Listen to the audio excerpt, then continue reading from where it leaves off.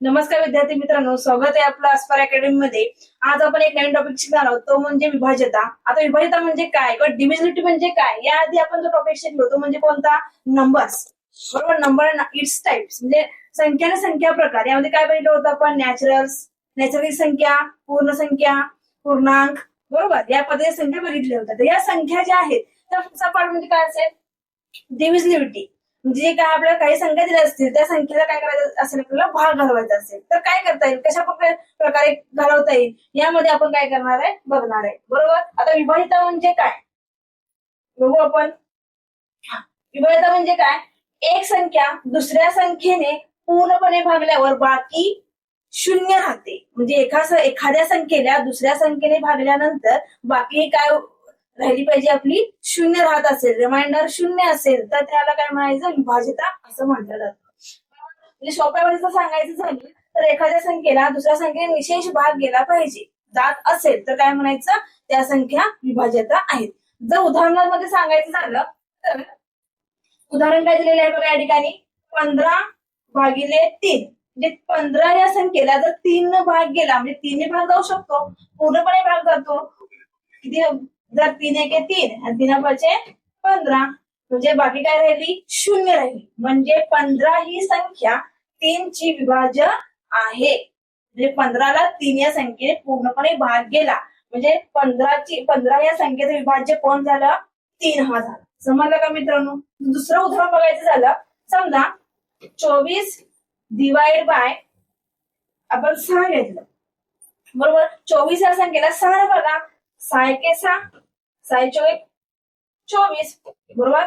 4 म्हणजे 24 ला 6 ने जर भागला तर बाकी किती राहते, शून्य राहते, बरोबर। आणि भागाला किती येतो, 4 येतो, बरोबर। म्हणजे बस बाकी या ठिकाणी शून्य राहिली। म्हणजे 24 या संख्येचा विभाज्य किती असेल सांगा बरं, किती असणार आहे, 6 काय असणार आहे, विभाज्य असणार आहे। जर अजून एक एक्झाम्पल बघायचं झालं, 50/5 बघा। आता 50 ला 5 नाही बघा, पूर्ण भाग जातो का, 5 एके 5, 5 10 50, इथं पण काय राहिले, बाकी काय राहते, शून्य राहते। म्हणजे 50 या संख्येचा विभाज्य काय असणार आहे, 5 ही संख्या असणार आहे। समजलं का। या पद्धतीनं आता आपल्याला काय बघायचे, ह्या विभाज्यतेचे काही नियम्स आहेत किंवा काही कसोट आहेत। मग यामध्ये आपले 2 ची कसोटी, 3 ची कसोटी, अशा आपल्याला काही कसोट्या बघायच्या आहेत। बघूया तर आपण, पहिली कसोटी काय आहे,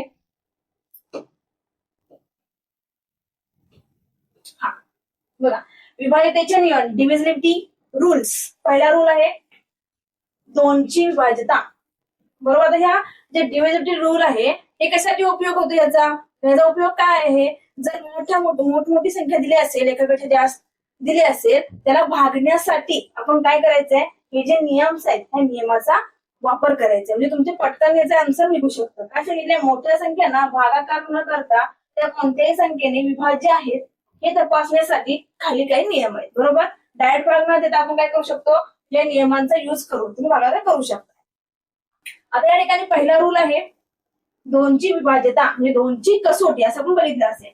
2 ची कसोटी काय सांगते, 2 ची कसोटी, 2 ची कसोटी असं सांगते, ज्या संख्येच्या एकक स्थानी काय असलं पाहिजे, 0, 2, 4, 6 किंवा 8 या चारही अंकापैकी कोणताही एक अंक असेल तर त्या संख्येला 2 ने पूर्णपणे भाग जातो। काय होतो, पूर्णपणे भाग जातो। म्हणजेच ती काय झाली, 2 ची कसोटी। दुसऱ्या अर्थाने सांगायचं झालं, ज्या संख्येचा एकक स्थान हा काय असेल, समसंख्या असेल। आपण समसंख्या म्हणजे काय बघितलेलं आहे, समसंख्येची व्याख्या काय सांगितली होती मी, काय सांगितलं होतं की त्याला 2 ने पूर्णपणे भाग जात असेल तर त्या संख्येला काय म्हणतो, आपण समसंख्या म्हणतो। मग जर ती संख्या सम असेल तर काय असेल, तिथं आपल्याला 2 ची विभाज्यता लागू होऊ शकते। बघा एक्झाम्पल्स घेऊया आपण, 46 आहे, बरोबर। 46 मध्ये एककांक काय असणार आहे, हा असणार आहे एककांक, हा तुमचा काय असणार आहे, दशक, बरोबर। मग आता काय सांगितलं कसोटीमध्ये, जर एकक स्थानी कोणते अंक असतील, 0, 2, 4, 6 आणि 8। आता आहे कसा अंक, म्हणजे 46 ला 2 ने भाग जाणार ना पूर्णपणे, म्हणजे 46 या संख्येच्या 2 काय असणार आहे, विभाज्य असणार आहे। परत दुसरं एक्झाम्पल घेतलं आपण 132। आता 132 मध्ये एकक स्थान किती आहे, 2 आहे, बरोबर। 2 जर असेल तर काय असणार आहे, पण पूर्णपणे भाग जाणार आहे, म्हणजे 2 पण काय असेल, याची विभाज्य असेल. त्याला 590 याचा एकक स्थान किती आहे, 0 आहे. त्याचबरोबर शेवटचं लास्ट एक्झाम्पल काय आपला 848, इथे पण एकक स्थान किती आहे, 8 आहे. म्हणजेच लक्षात येते का यावरून, ज्या संख्येचा एकक स्थान काय असेल 0, 2, 4, 6 आणि 8 हे अंक असतील तर ते संख्या 2च्या काय असतील, विभाज्य असतील. समजलं का? हे होत्या 2चा नियम, म्हणजे डिव्हिजिबिलिटी बाय 2, 2ची विभाज्यता. आपण आता पुढचं बघू. हा नेक्स्ट 3ची विभाज्यता, म्हणजे 3ची कसोटी असं जरी म्हटलं तरी पण चालेल. Divisibility by 3. आता या ठिकाणी काय सांग, 3चा नियम काय सांगतो, जर संख्येतील सर्व अंकांची बेरीज, जो आपल्याला अंक दिलेला असते त्या अंकांची काय करावं लागेल, आपल्याला बेरीज करावी लागेल. आणि ती बेरीज सम ऑफ ऑल डिजिट्स 3 ने विभाज्य असेल तर ती संख्या 3ची विभाज्य असते. बरोबर, समजलं का? आता आपण हे कसोटी किंवा हा नियम उदाहरणातून सांगू. एक उदाहरण घेतले आपण 729. यामध्ये किती अंकी संख्या आहे, 3 अंकी संख्या. बरोबर, 3 अंक आहेत, 7, 2, 9. त्या तिन्ही पण संख्यांची बेरीज केली, काय सांगितलं, सर्व अंकांची बेरीज काय येणार, 7 अधिक 2 अधिक 9, बेरीज किती येते, 18. पुढे काय सांगितलेले आहे, 3 ने विभाजक असेल. बघा 18 ला 3 पूर्णपणे भाग जातो का, चेक करूया आपण. 18 ला 3 भागल्यानंतर किती उरता, म्हणजे पूर्णपणे भाग जातो.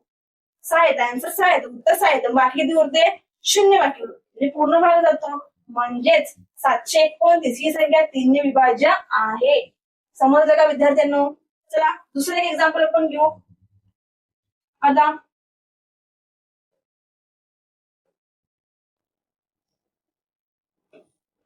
काय घेतलं आपण एक्झाम्पल, 246 एक्झाम्पल घेतलं. आता या नियमाचा यूज करू आपण. हे बेरीज करा, 2 अधिक 4 अधिक 6, बेरीज किती, 2 आणि 4 6 अधिक 6 किती येणार, 12. अंकांची बेरीज येते 12. आता 12 ला 3 भाग जातो ना पूर्णपणे, 3 चोक 12, म्हणजे पूर्ण भाग गेला, बाकी काय राहिली, 0 राहिली. म्हणजेच 346 या संख्येची विभाज्य काय असणार आहे, 3 ही संख्या 3 असणार आहे. समजलं का 3चा नियम? ठीक आहे, समजलं असेल तर आपण पुढे जाऊ. हा पुढचं हो गया 4. 4ची विभाज्यता, डिव्हिजिबिलिटी बाय 4, म्हणजे 4ची कसोटी. यामध्ये काय करायचं, लक्षात ठेवायचं बघा, जर संख्येच्या शेवटच्या 2 अंकी, काय सांगितलेलं आहे, शेवटच्या 2 अंकी तयार होणारी संख्या 4 ने विभाज्य असेल किंवा संख्येच्या शेवटी 2 शून्य असतील, शेवटी काय असतील, 2 शून्य असतील, तर ती संख्या 4 ने विभाज्य असते. त्यावेळेला आपण काय बघायचंय, तुम्हाला संख्या दिली असेल आणि विचारले असेल 4 ने विशेष भाग जातो का, निशेष भाग जातो का असं विचारलं असेल तर काय करायचं, पहिल्यांदा शेवटचे 2 अंक चेक करायचे. शेवटच्या 2 अंकाला जर 4 ने पूर्णपणे भाग जात असेल तर ते 4ची विभाज्य असेल. किंवा दुसरं काय आवश्यक सांगितलंय, शेवटी जर काय असतील, 2 शून्य असतील तर आपण काय होऊ शकतो, 4 ने पूर्णपणे भाग जाऊ शकतो. बघा आपण एक्झाम्पल घेतलेलं आहे 516. आता शेवटचे 2 अंक किती आहेत, 16 आहेत. बरोबर, 16 ला 4 ने पूर्णपणे भाग जातो, बाकी 0 राहते. म्हणजे 516 या संख्येचा 4 हा काय असणार आहे, विभाज्य असणार आहे. त्यानंतर दुसरं आपण बघू, दुसरं एक्झाम्पल घेतलेलं आहे बघा 9300. बरोबर, याच्यात शेवटचे 2 अंक काय आहेत मित्रांनो, 0 आहे. सांगितलं नियमामध्ये शेवटी 2 शून्य असतील तर ती संख्या 4 ने विभाज्य असते. म्हणजे 9300 ही संख्या 4ची काय असणार आहे, विभाज्य असणार आहे. दुसरं आपण जर घेतलं 2400 जर घेतलं, बरोबर, शेवटचे 2 अंक 0 आहेत, ही पण संख्या काय होऊ शकते, 4ची विभाज्य होऊ शकते. त्या दुसरं अजून बघूया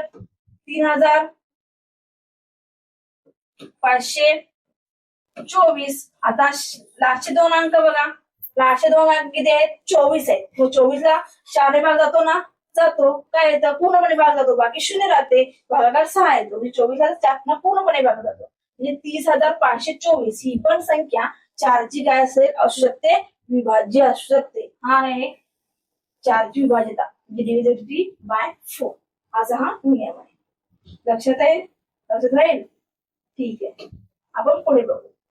बघा 5ची विभाज्यता, दुसरा काय आहे आपला पाचची विभाज्यता, ही पण सगळ्यात सोपं आहे. पाचची विभाज्यता याच्यामध्ये काय आहे, एकक स्थान चेक करायचं, युनिट प्लेस. एकक स्थान काय असलं पाहिजे, एक तर 0 नाहीतर 5. काय लक्षात ठेवायचं आहे, पाचची कसोटी एकक स्थान 0 किंवा काय असला पाहिजे 5 असेल तरच त्या संख्येचा 5 हा विभाज्य असू शकतो. एक्झाम्पल आपण बघितले बघा, 25 एकक स्थान 5 आहे.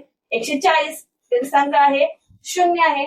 755 एकक स्थान किती आहे, 5 आहे.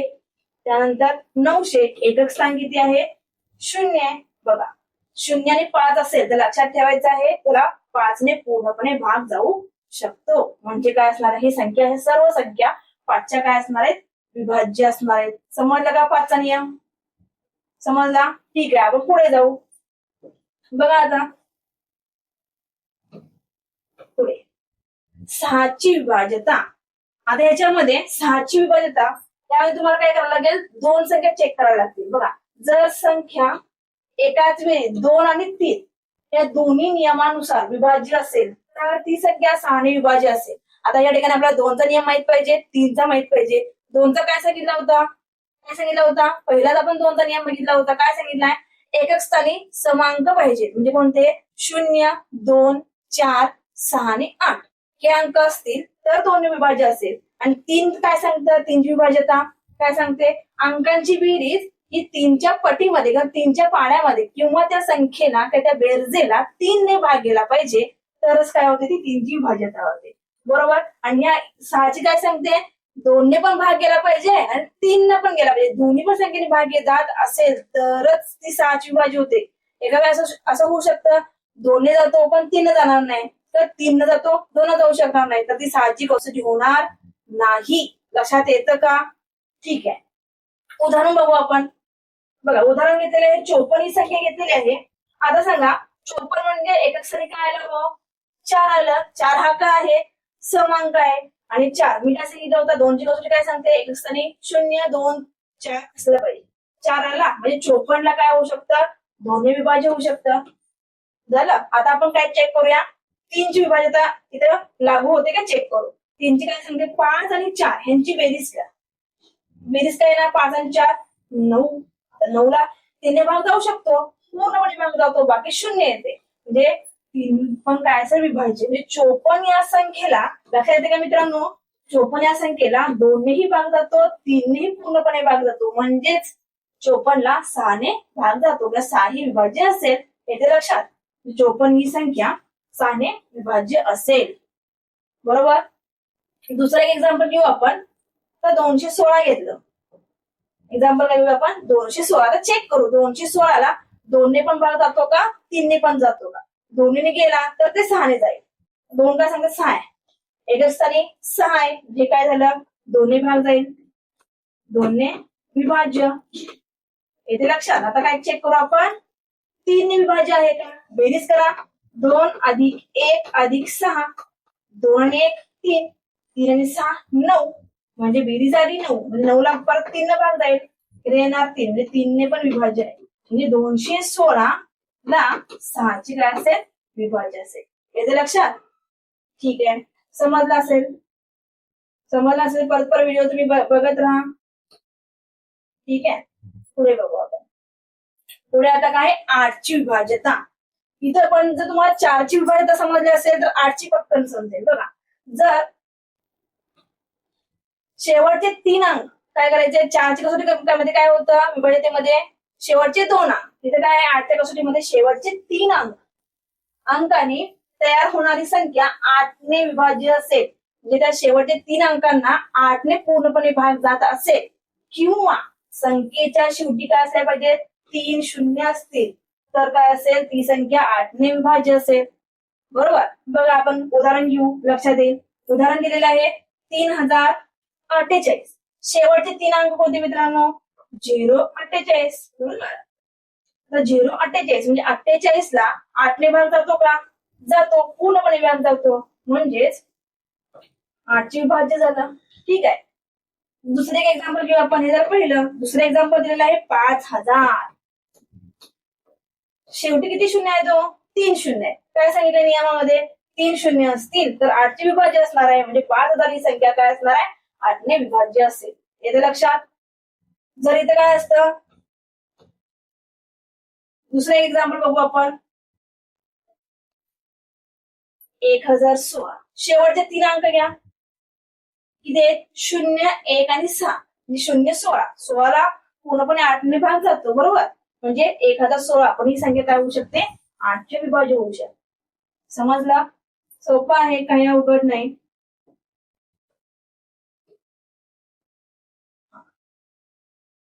आता 9ची विभाज्यता. सेम तुम्हाला 3चा नियम समजला असेल तर 9चा पटकन समजेल. 9चा पण सेम ऍज आहे जसा 3चा होता. 3चा काय होता? अंकांची बेरीज करायची. जी काही बेरीज येईल त्या बेरजेला 3ने पूर्णपणे भाग गेला पाहिजे. जात असेल तर तिथे 3चा नियम लागू होतो. सेम जर संख्येतील 9च्या क्वेश्चन मध्ये तेच आहे. 9ची विभाज्यता. जर संख्येतील सर्व अंकांची बेरीज 9ने विभाज्य असेल तर ती संख्या 9ने विभाज्य असते, बरोबर. बघा एक्झाम्पल बघू आपण. एक्झाम्पल दिलेलं आहे तुम्हाला. उदाहरण 1872, बरोबर. आता सर्व अंकांची बेरीज करा. बघा 1 आणि 8 9, 9 आणि 7 अधिक 9 2, परत 9 झाले. 9 9 18 झाले. म्हणजे 18 या संख्येला, बघा 18 या संख्येला 9ने पूर्णपणे भाग गेलेला आहे. म्हणजेच 1872 ही 9ने विभाज्य असेल. याच्या लक्षात या पद्धतीने काय करायचंय? 9ची विभाज्यता आपल्याला वापरायची आहे. सोपी आहे. 3ची जसे आपण युज करतो त्याच पद्धतीने काय करायचे? 9ची युज करायचे. ठीक आहे. चला पुढे. 10ची विभाज्यता. Divisibility by 10. हे तर सगळ्यात सोपं. फक्त काय करायचं आहे? एकक स्थानी 0 असेल. एकक स्थानी 0 असेल युनिट प्लेस त्याला 10ने भाग जातो. ठीक आहे. बघा उदाहरण 10 50 430 890. एकक स्थान जर 0 असेल, तुम्हाला विचारलं असेल 10ने भाग जाईल का? 10ची विभाज्यता लागू होईल का? हो. कारण का काय सांगते 10ची विभाज्यता? एकक स्थानी ही काय असेल? युनिट प्लेस काय असला पाहिजे? 0 असेल तर 10 विभाज्य असते. समजला? अशी होती आपली 10ची विभाज्यता. पुढचं बघू. पुढची आहे 11ची विभाज्यता. काय आहे? 11ची विभाज्यता. Divisibility by 11. बघा काय सांगते? संख्येतील सम म्हणजे इव्हन आणि विषम म्हणजे ऑड स्थानावरील अंकांची काय करायची आहे? बेरजेतील फरक जर 0 किंवा 11ने विभाज्य असेल, 11ने विभाज्य म्हणजे 11च्या पाड्यामध्ये असतील किंवा 11च्या पटीमध्ये असेल तर त्या संख्येला 11ने विभाज्य असते. तर ती संख्या 11ने विभाज्य असते. म्हणजे बघा सम म्हणजे काय? पहिले आणि तिसरे स्थान असेल किंवा हे तुमचा विषम असेल आणि सम म्हणजे दुसरे आणि चौथे. एक्झाम्पल बघू. एक्झाम्पल दिलेलं आहे 1331. याच्यामध्ये हे पहिलं स्थान असेल, हे तुमचं दुसरं, हे तिसरं आणि चौथं, बरोबर. म्हणजे 4 स्थान आहेत, बरोबर. आता विषम स्थानावरील अंक म्हणजे पहिले आणि तिसरे एक आड एक. सगळ्यात सोपं सांगायचं 1 आड 1 संख्यांची बेरीज करायची. एवढं जरी लक्षात ठेवलं तरी चालेल. 1 आणि 3. 1 आणि 3 किती होता? 4 होतं.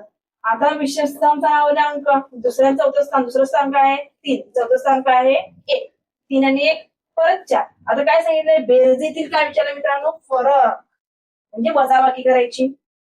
ती जर 0 आली किंवा 11च्या पाड्यामध्ये किंवा 11च्या पटीमध्ये जर आली तर काय होणार आहे? ती संख्या 11ने विभाज्य असेल. म्हणजे 4 वजा 4 जर केलं तर उत्तर किती येतं? 0. बरोबर. म्हणजे 1331 ही संख्या काय असेल? 11ने विभाज्य असेल. दुसरं एक्झाम्पल घेऊया आपण. 121 जर घेतलं, बरोबर. आता 1 आड 1 बघायचं. या दोघांची बेरीज किती येतं? 2. ते पुढे नाहीच आहे म्हणजे काय? 2. 2 वजा 2 किती आला? 0 आला, बरोबर. बाकी वजाबाकी 0 आली, फरक 0 आला. म्हणजेच 11ने विभाज्य असेल 121 ही काय असते? 11ने विभाज्य असते. समजलं का? या होत्या विभाज्यतेचे नियम किंवा विभाज्यतेच्या कसोट्या, बरोबर. बघा आपण कोणकोणत्या बघितल्या? 2 3 4 5, त्यानंतरची 6 8 9 11 10 आणि 11 या होत्या विभाज्यतेचे नियम. हे तुम्ही काय करायचं आहे, व्यवस्थित व्हिडिओ बघून घ्या. जर काही समजलं नसेल परत परत व्हिडिओ स्टॉप करून तुम्ही चेक करा. तुम्हाला समजून जाईल या विभाजनाचे नियम किंवा विभाजनाचे कसोट्या. ह्या तुम्हाला काय करायचं, एक्झामला तुम्हाला याचा युज होईल. म्हणजे जर एखादी संख्या मोठ्या मोठ्या संख्या दिली असेल तर त्याला काय होईल, हे जर तुम्हाला नियम पाठ असतील तर तुम्ही भाग घालू शकता. बरोबर.